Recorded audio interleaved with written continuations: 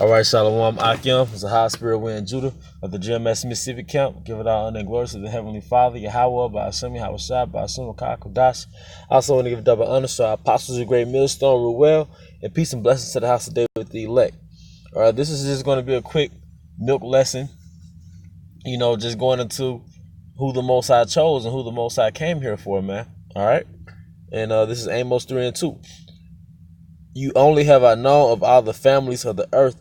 Therefore, I will punish you for all your iniquities. All right, I'm going to read that again. You only have I known of all the families of the earth.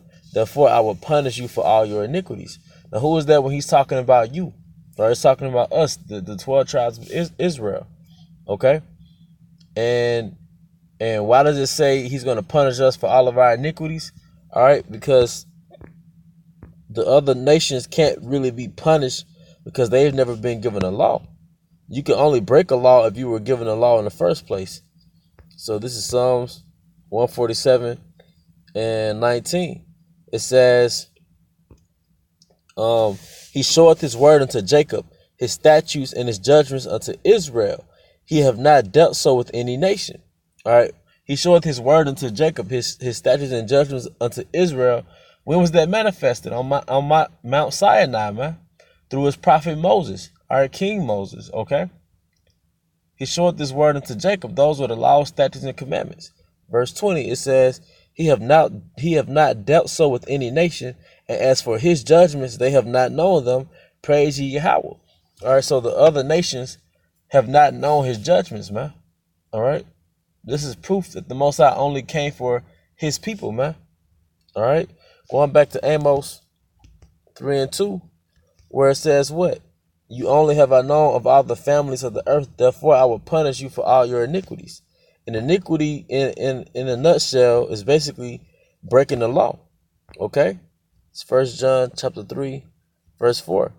It says, whosoever committed sin transgresseth also the law, for sin is the transgression of the law. So the other nations cannot commit a sin, therefore they have never broken the law. That's why they are classified as heathen or the lawless heathen, man. Because although they are humans, they're in a primitive-like state, man. Okay? The little dominion that they have, that's their power given unto them based on the times and the law and the prophecies. Okay?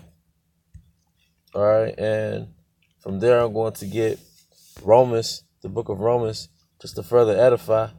Romans chapter 9, verse 3. It says, for I could wish that myself were accursed from Hamashiach for my brethren, my kinsmen, according to the flesh. Okay? So, hey, pursuant to Romans 11:1, all right, the Apostle Paul was an Israelite. This is Romans 11:1.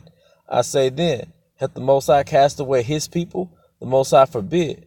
For I also am an Israelite of the seed of Abraham of the tribe of Benjamin. All right? So the Most High have not cast away his people Israel, okay, because they would have you thinking in the Edomite supremacy Christian doctrine that the thought of Israel or those Israelites are a thing of the past and they no longer exist. But it says once again, Romans 11:1, I say then, hath the Most High cast away his people? The Most High forbid. For I also am an Israelite of the seed of Abraham of the tribe of Benjamin. Okay, going back to Romans 9:3. It says, for I could wish that myself were accursed from Hamashiach for my brethren, my kinsmen, according to the flesh. So the Apostle Paul was what? An Israelite from the tribe of Benjamin. So who was his brethren? All right.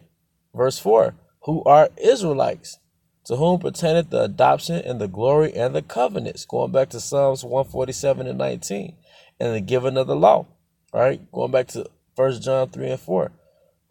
Whosoever committed sin transgressed the law, for sin is a transgression of the law. So the only people who could actually sin are the people who are given to the law. People who are given the law. All right. It says, and the giving of the law and the service of the Most High and the promise. Okay. So, hey, that in itself says pretty much everything that we need to know. That the Most High only came for his people, and he only gave one people a law. Okay? So how can Yahushua come back for everybody when uh only one group of people or one nation of people committed a sin. Okay, let me see if I could get that real quick. This wasn't a part of it, but I could see if I could pull it up. Matthew 1, I think is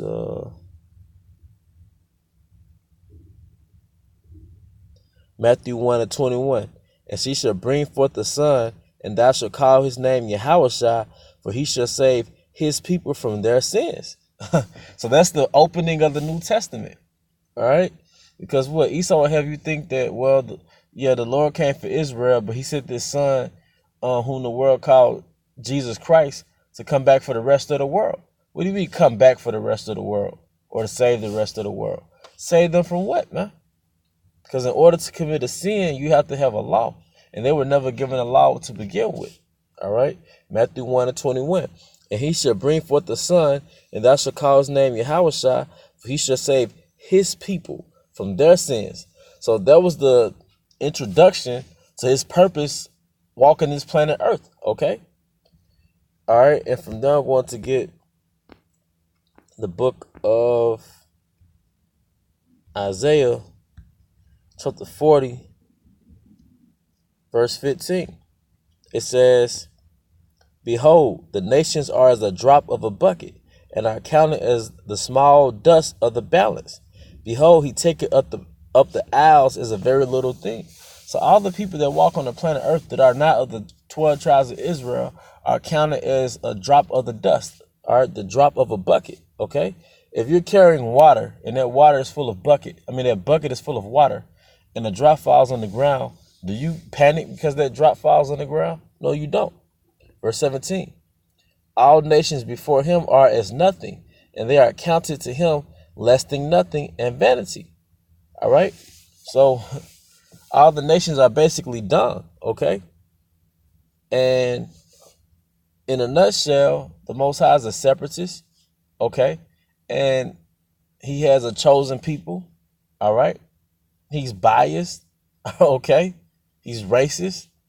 But guess what? The good news is he's that way towards us, and he's for us, all right? He's for his people. And he's going to come back for his people during the destruction of Babylon, man. He's going to send his son Yahushua for his people during the destruction of Babylon, man. But with that, I hope you brothers are edified. And once again, I want to give all honor and glory to Yahweh Hashem Yahushua, Hashem Rakah Kodash. To the next lesson, Shalom.